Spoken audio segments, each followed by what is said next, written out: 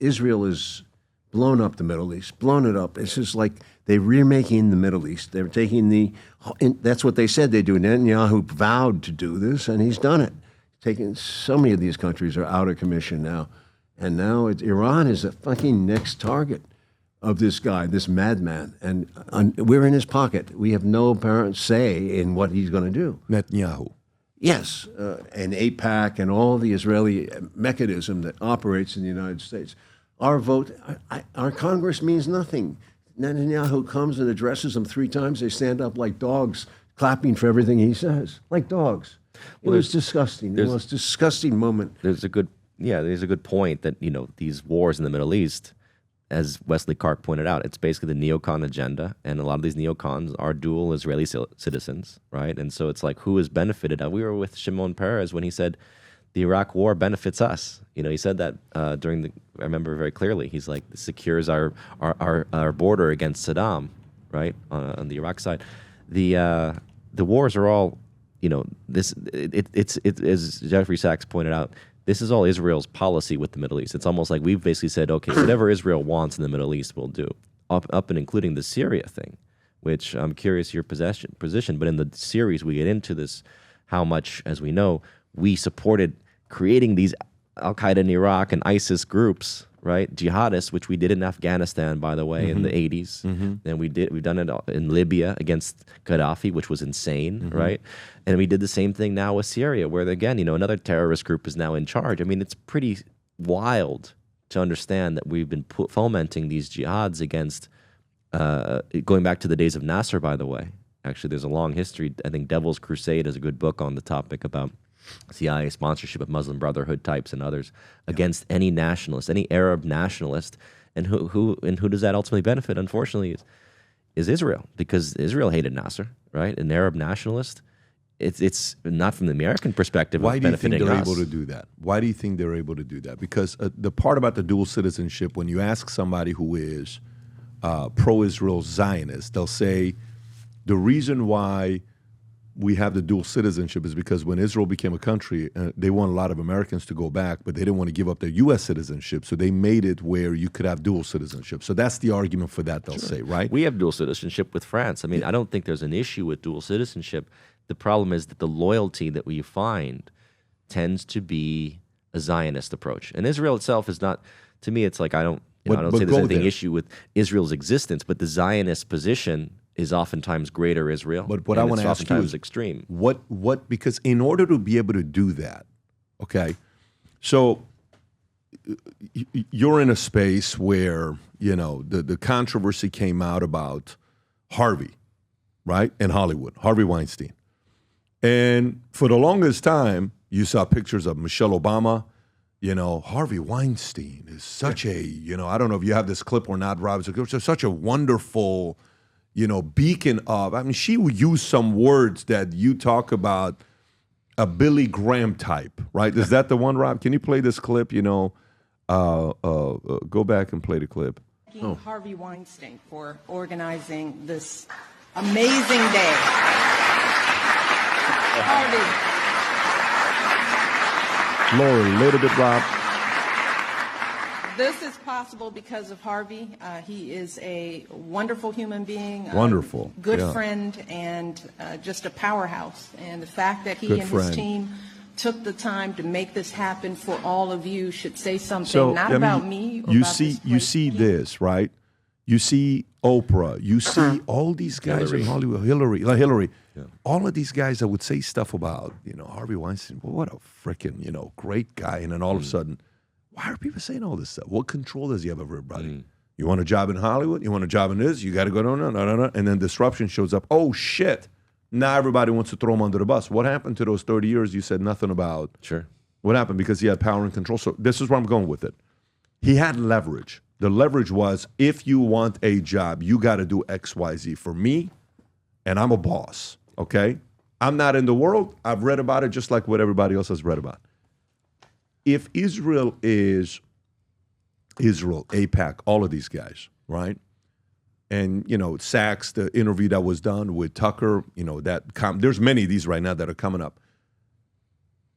If they have this much power, what leverage do they have to be able to constantly negotiate more favorably for themselves over the American people?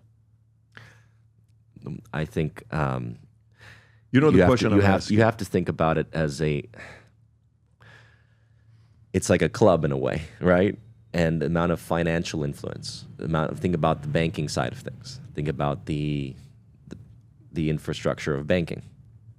A lot of this does connect to Judaism, and it's not to say that that they're bad people, but essentially, yes, there is a deep, deep, deep love and loyalty to Israel.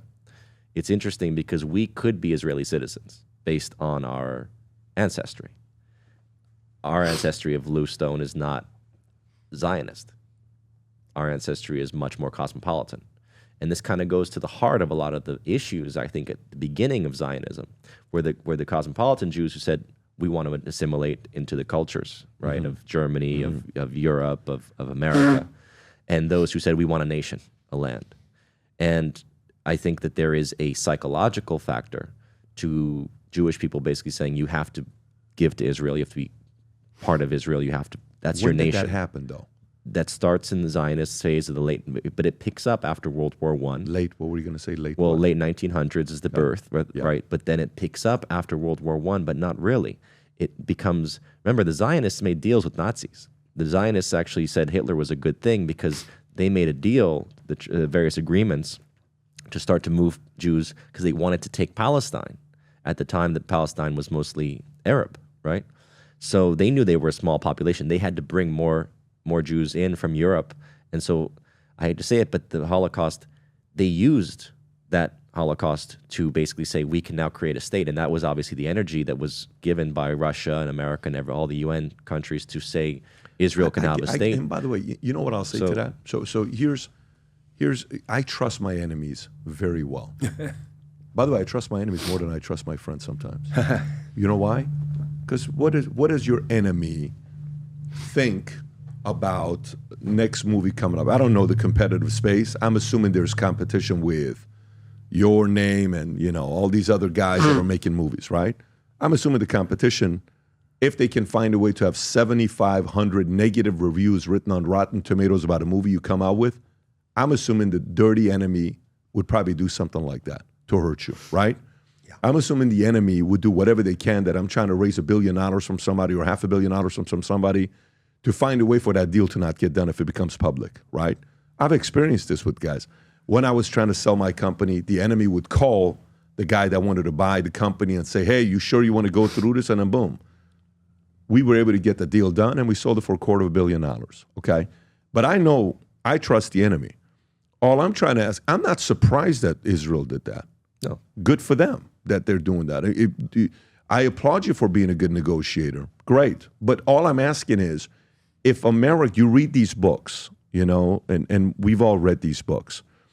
When you go through the book, the question I want to ask is, what leverage do they have for America to continue to cave when negotiating? We also want this, and that, and this. Okay. That's not how negotiation works. Like earlier we're talking about when you're signing a talent, right? Hey, I want 6 massages a day. I want my gym to be here. I want that. I want this. No. At some point, we're not doing that.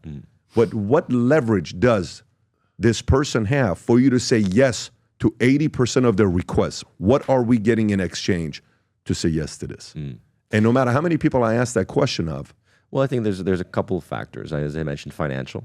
I think you do have a lot of Jewish banking. We know that. That's historical. They're deeply tied into the banking system, including to the Federal Reserve. I mean, you look at, even in Europe, the Rothschilds were the ones that got the letter from Balfour. I mean, the Rothschilds obviously are a very wealthy, influential family, right? And that's not the only one. There is the Warburgs and others that were very influential in building our Federal Reserve System here.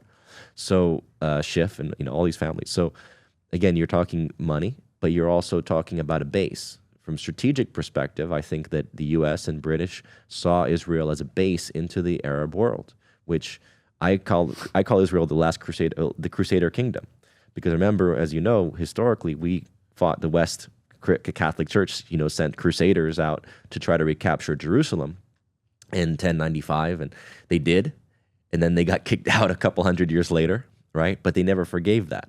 So I think that the Catholics and the West psychologically and militarily and historically actually see Israel as the Crusader kingdom that gives them a foothold into the Middle East. So this is a 1,000-year war, and that's actually also how a lot of the Arabs see it, which is why people get caught up on the Jewish thing, and they miss the point of the Arabs looking at it as the West trying to have a Crusader kingdom called Israel in the Middle East. And as we know, most of the Jews that are there are from Europe, right? They're from, whether they're Khazarian or whatnot, so they're not from that land. At least maybe they were thousands of years ago, maybe they weren't. But the point is that this is an issue in the psychology of the Arab world, the Crusades coming back to haunt them. I think that's a big issue, and people don't look at it that way because they think of it as Jewish versus Muslim, and I think it's much deeper because, as you know, the Jews and Muslims have gotten along. The Jews used to go to the Muslim countries when they were persecuted by the Catholics. When they were persecuted in Spain, the Jews and Muslims both were persecuted in Spain and kicked out, right, by Ferdinand and Isabel in 1495, right, when 1492, when Columbus was sailing. They kicked the Jews and the Muslims out of Spain at that time. They kicked them out of, as you know, across Europe. Many times they purged them. They would go to Muslim countries, Jews would. And they all lived together side by side in Palestine and obviously in Turkey and other countries. So it wasn't a Jewish-Muslim thing. I think this is a West versus East thing, very much. I don't know if I disagree with that, Bravo. but I think the question I ask is the leverage. What leverage should it have? Is it just money? Well, is it really just money? What about that? APAC? You don't mention APAC. But even if you go with that, right, and you look at how much APAC gives, for example, okay, and again, I'm just playing devil's advocate here to get to the bottom of the You always argument. do. Yeah, and I enjoy that. I think that's the right way to be. But think about Elon Musk, right? Okay, so how much did APAC give total contribution 2024? Can you pull that up, Rob? I actually don't know the number. Total, this is what does that according say? to Open Secrets. So pro-Israel, is this APAC?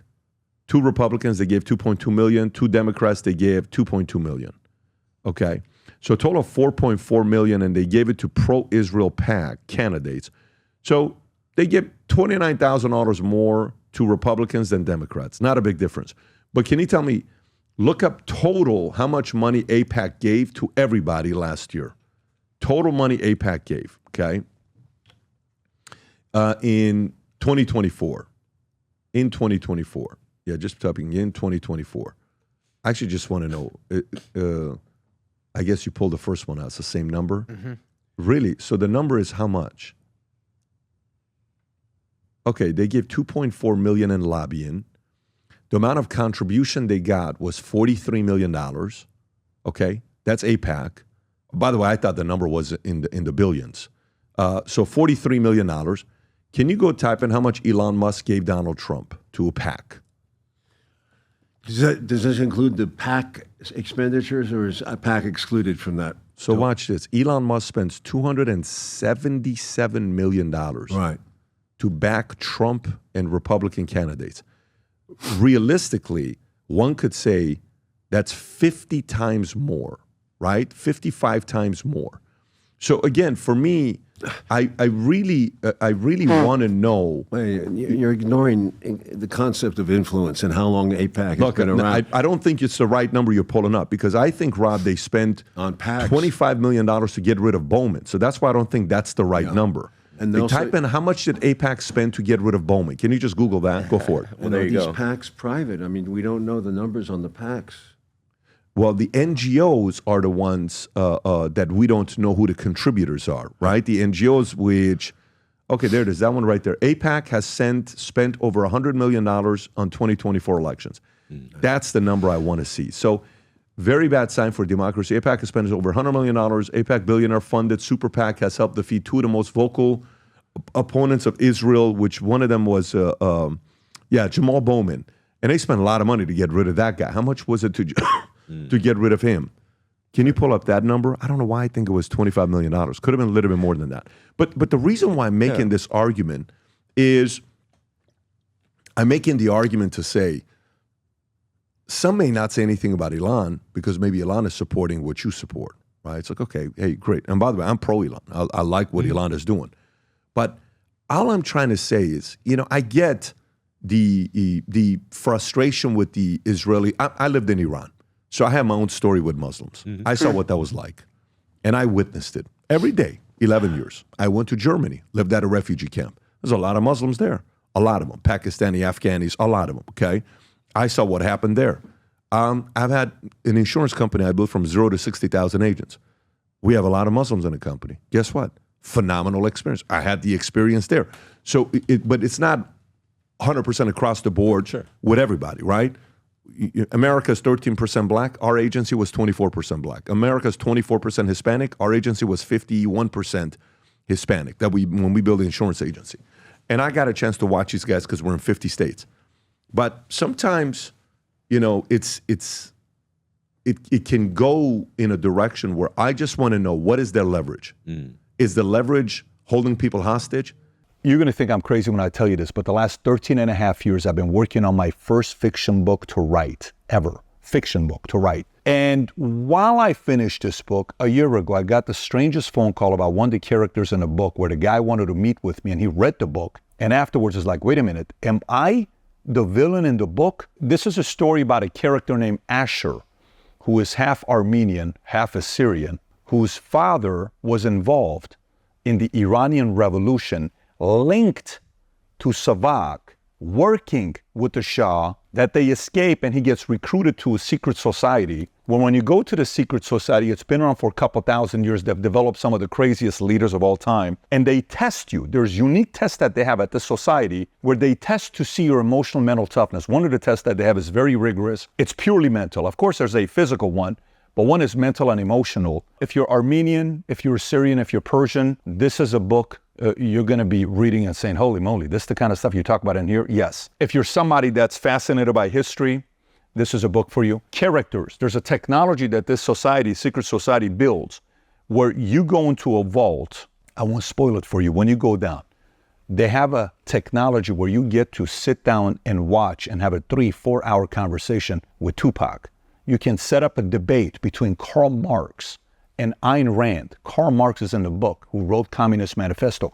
Ayn Rand, who wrote Atlas Shrugged, is in the book. Marilyn Monroe explains the concept of seduction and sex in the book. When you read the book, it's about development of the next leaders in the world and how they do it and how they've been doing it for many years. And it's also about how to prevent the end of civilization and how this organization goes about doing it. So, I've never written a parenting book before, but if I ever wrote a parenting book, this is the closest thing to it because it's all mindset, a lot of crazy stories. Again, 13 and a half years. Trust me, I told myself I will not publish this book until I sell my insurance company and I'm fully disconnected from it, where it's no longer my responsibility 100%. When you read this, if you're a creative person, if you like fiction books, if you enjoyed Atlas Shrugged, or if you enjoy Divergent, if you like books like that, I think you're going to enjoy reading this book. It's the creative side.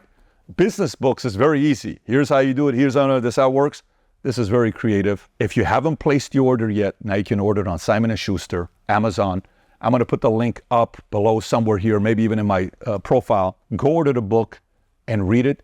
I've never written a book where I can't wait to read your reviews to see what you think about this book. So I'm going on this wild journey, and we have some plans with this book here. If you support the things that I work on, I would appreciate you going and reading the book, order the book on Amazon, and then post a review. If you enjoyed this video, you want to watch more videos like this, click here. And if you want to watch the entire podcast, click here.